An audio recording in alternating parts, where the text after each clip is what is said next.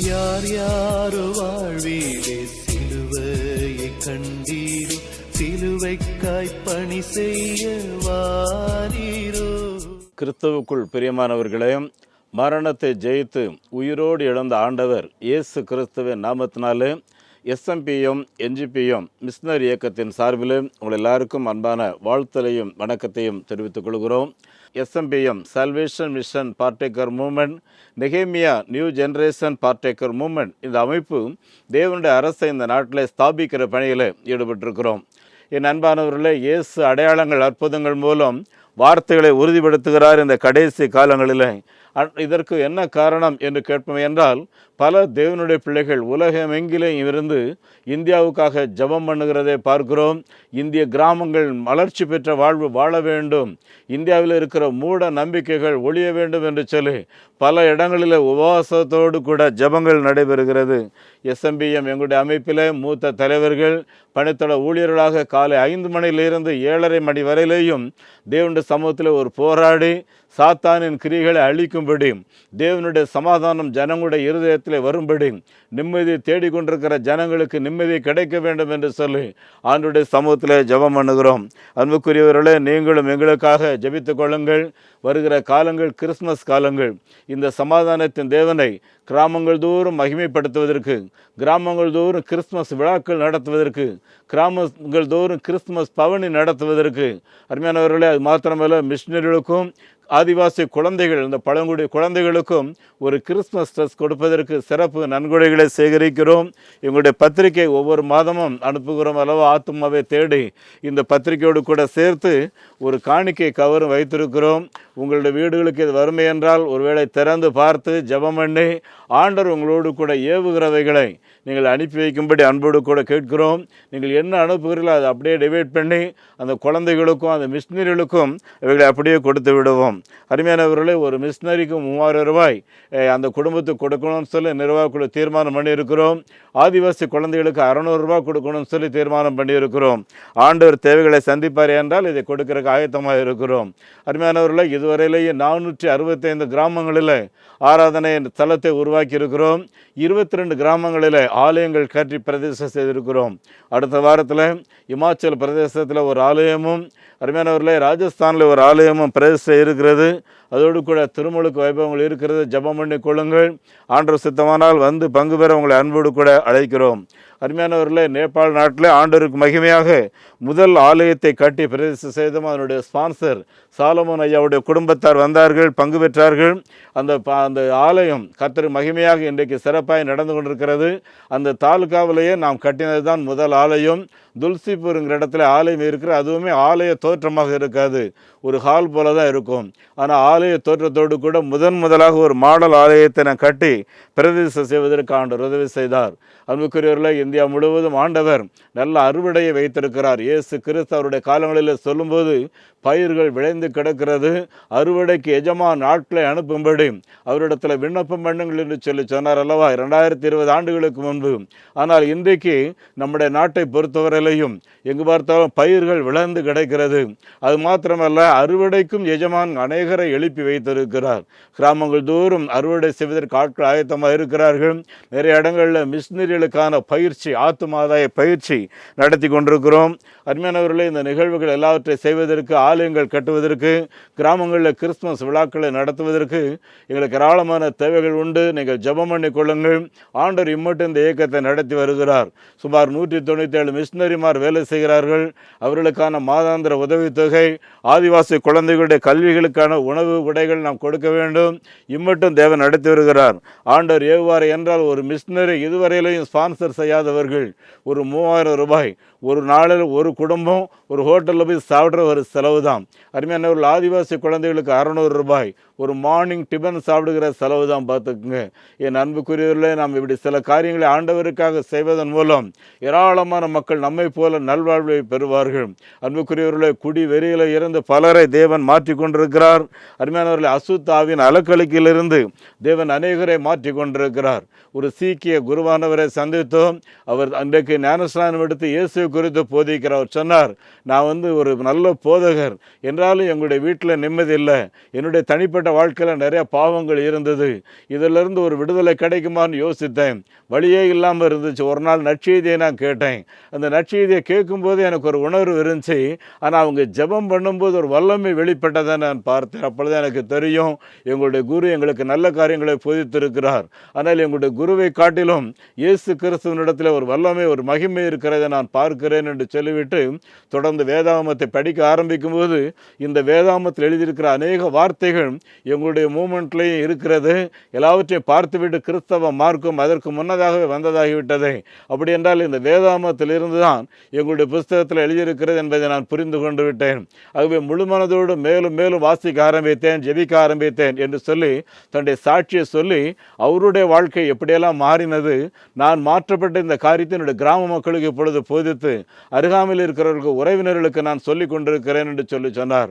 என் அன்புக்குரியவர்களே, இந்த மாபெரும் காரியங்கள் நம்முடைய தேசத்தில் இன்னும் துரிதப்படுவதற்கு, ஆண்டுடைய வருகை சீக்கிரமாக இருப்பதற்கு நாம் இந்த துரிதமாக இந்த பணியில் ஈடுபடுவோம். ஒரு நாள் நாம் ஆண்டவரை சந்திக்கும் போது வெறுங்கையோடு அல்ல, ஒரு திரள் கூட்டமான ஆத்துமாக்களோடு கூட ஆமேன் கர்த்தராகிய இயேசுவே வாரும் என்று சொல்லி முகமுகமாய் தரிசிக்க வேண்டும். லூக்கா 15:10 எழுதியிருக்கிறது, மனம் திரும்புகிற ஒரு பாவி நிமித்தம் பரலோகத்தில் மிகுந்த சந்தோஷம் உண்டாயிருக்கிறது என்று சொல்லி நம்முடைய தேசத்தோருடைய பெயர்கள் ஜீவ புஸ்தகத்தில் எழுதப்பட அன்புக்குரியவர்களே தொடர்ந்து ஜெபம் பண்ணி கொள்ளுங்கள். ஊழியங்களில் உங்களை ஈடுபடுத்துங்கள். ஆண்டவர் உங்களை ஆசீர்வதிப்பாராக.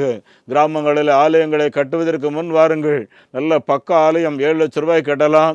ஒரு சற்று மாடலோடு கூட 5 லட்சம் ரூபாய் கட்டலாம். கச்சா ஆலயம் 3 லட்சம் ரூபாய் கட்டலாம். நேபாள் போன்ற பகுதிகளிலே டின் சீட்டில் 2 லட்சம் ரூபாய் கட்டலாம்.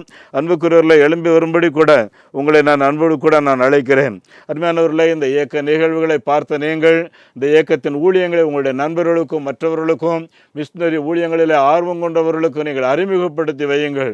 உங்களுக்கு தெரிந்த போதகமார், உங்களுக்கு தெரிந்த பல எழுப்புதல் ஊழியர்களிடத்தை இந்த ஊழியங்களை அறிமுகப்படுத்தி வையுங்கள்.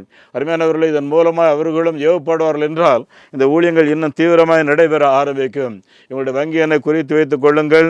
நெகேமியா New Generation Partaker Movement, State Bank of India, account number 421720200691, IFSC code SPIN 0061767. அதோடு கூட Salvation Mission Partaker Movement SMBM, South India Bank 088607300000169, IFSC code SIPL 000086.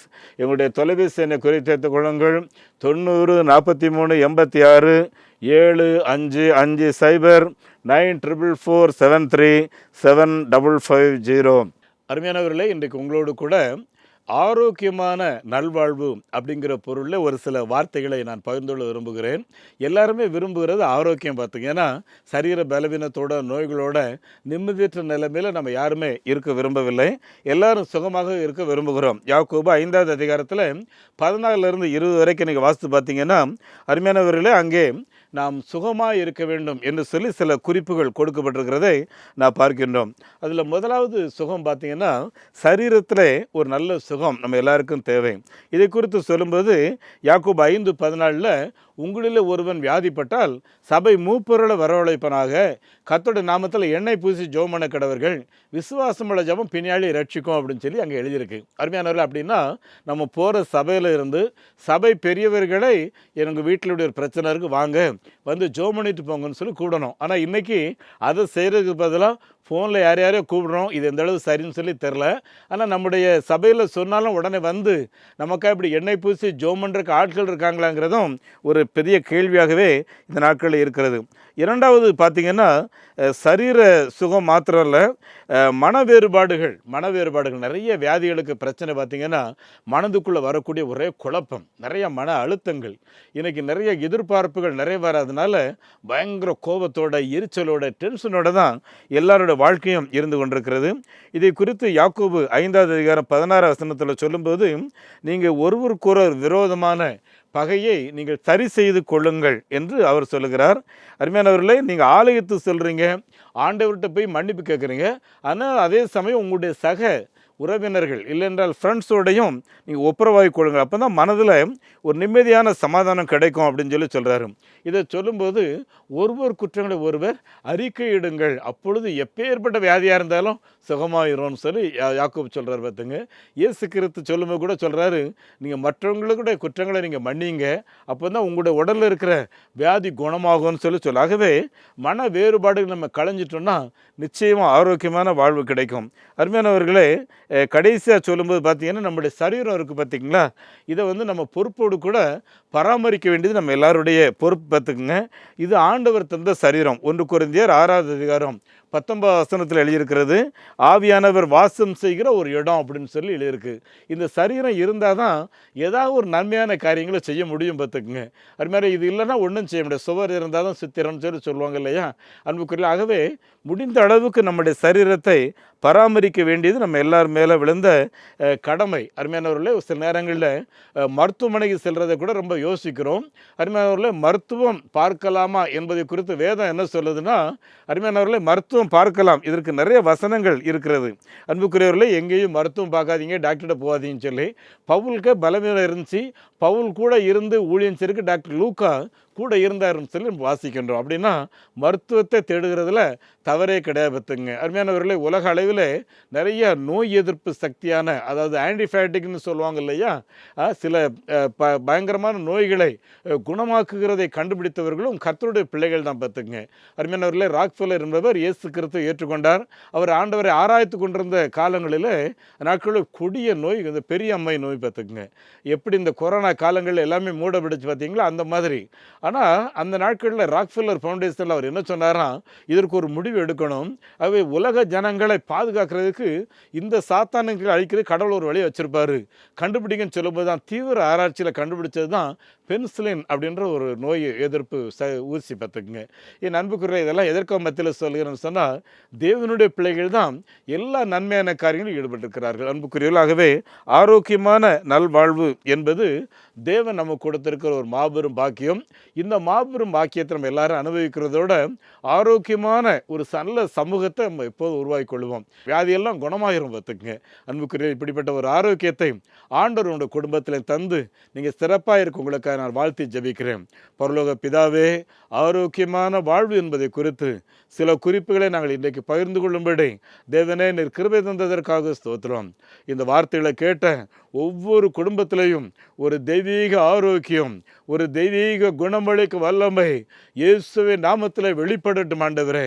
நிறைய வீடுகளில் மன வேறுபாடுகள், கசப்பு, வைராக்கியம், பகை ஆண்டவரை இருதயத்துக்குள்ள இது பொறுமிட்டே இருக்கிறதுனால சாப்பிட்ற சாப்பாடு கூட ஜீரணிக்காம ஆண்டவரை நிறைய தலைவலி போன்ற பெரிய பிரச்சனையோடு கூட பல குடும்பங்களை நாங்கள் பார்க்கின்றோம். ஆண்டவரே, இயேசுவின் நாமத்தினாலே ஒவ்வொருவரும் தங்களுடைய சரீரத்தை இது தேவனின் ஆலயம் போல பராமரிக்கும்படி இயேசுவின் நாமத்திலே கர்த்தாவே நீர் கிருபை செய்ய வேண்டும் என்று சொல்லி நாங்கள் ஜெபிக்கிறோம். ஆண்டவரே, இன்றைக்கு கேட்ட நம்முடைய பிள்ளைகளுக்கு இந்த வார்த்தை ஆசீர்வாதமாக இருக்கட்டும், அவருடைய குடும்பங்களுக்கு ஆசீர்வாதமாக இருக்கட்டும், அவருடைய தனிப்பட்ட ஜீவியத்துக்கு ஆசீர்வாதமாக இருக்கட்டும். ஆண்டவரே, யாரெல்லாம் கடன் பிரச்சனையோடு கூட, யாரெல்லாம் இந்த வியாதியோடு கூட நெருக்கப்பட்டு எங்கே போனால் விடுதலை கிடைக்கும்னு சொல்லி தவிக்கிறாங்களோ, ஆண்டவரே, அப்பேற்பட்டவர்களை நீர் கண்ணோக்கி பாரும்.